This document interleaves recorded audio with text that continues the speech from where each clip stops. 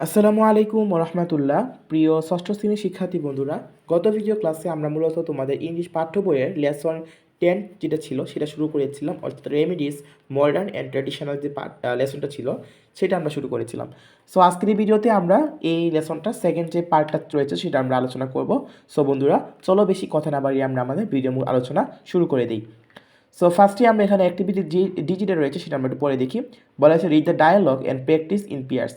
এখানে একটা ডায়ালগ রয়েছে সেটা আমাদেরকে পড়তে বলা হয়েছে এবং জুড়ায় আলোচনা করতে বলা হয়েছে বা অনুসরণ করতে বলা হয়েছে ফার্মাসিস্ট এবং মিস্টার আরমানের মাঝখানে। সো ফার্মাসিস্ট বিশ্ব আমাকে বলতেছে, good morning, can I help you? আমি কি আপনাকে সাহায্য করতে পারি?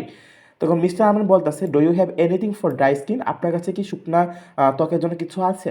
তখন ফার্মাসিস্ট বলতেছে, well you may try this new body lotion. আপনি এই নতুন বডি লোশন বা যে লোশনটা রয়েছে সেটা আপনি ইউজ করতে পারেন। ইটস গুড, এটা খুবই ভালো। Or you can try this brand of olive oil, মানে এই যে কোম্পানির অলিভ অয়েল বা যে জলপাইয়ের তেল রয়েছে, অলিভ মানে হচ্ছে জলপাই, সো এই অলিভ অয়েল তেল বা জলপাইয়ের তেলটা ইউজ করতে পারেন। Olive oil is also good for dry skin.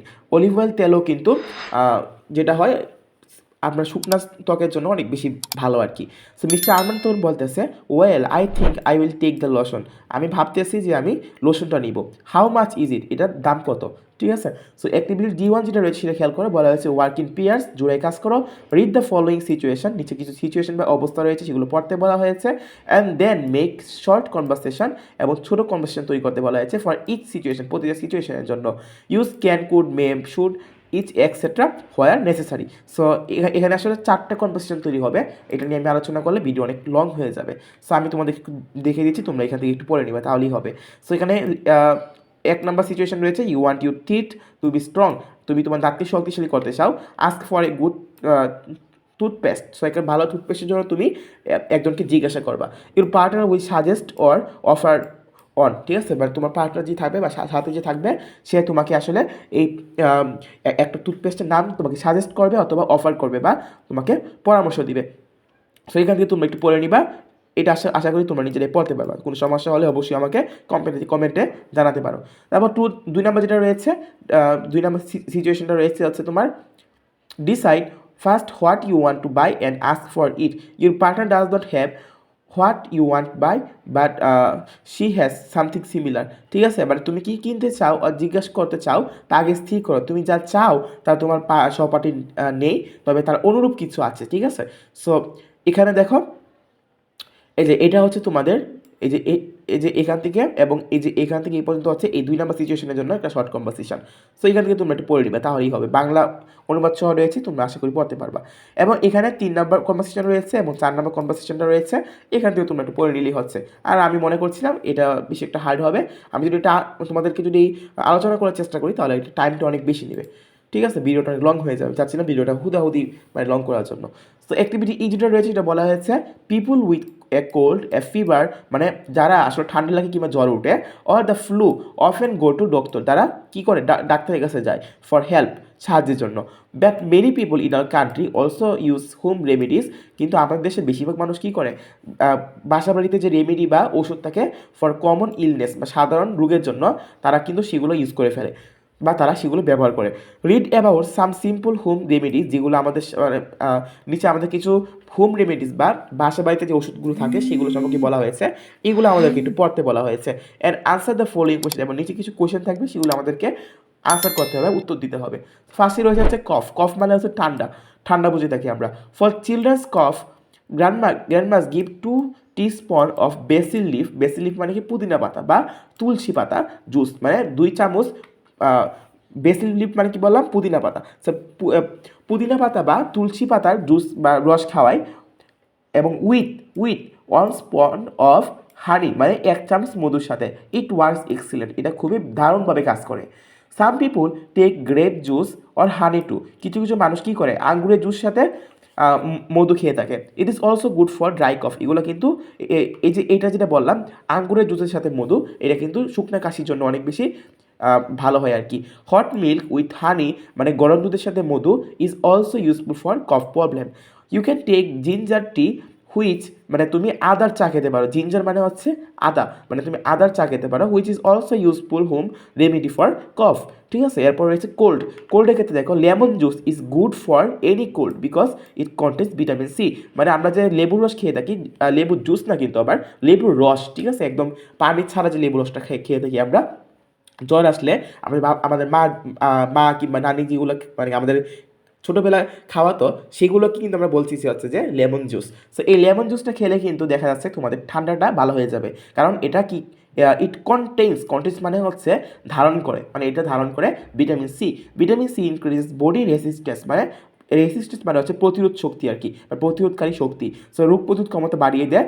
Lemon juice, hot water and honey together works well in healing common cold, মানে সাধারণ ঠান্ডা মানে নিরাময়ের ক্ষেত্রে, হিলিং মানে হচ্ছে নিরাময় করা, নিরাময়ের ক্ষেত্রে এই যে লেমন জুস, হট ওয়াটার বা গরম পানি এবং মধু একত্রে অনেক ভালো কাজ করে থাকে।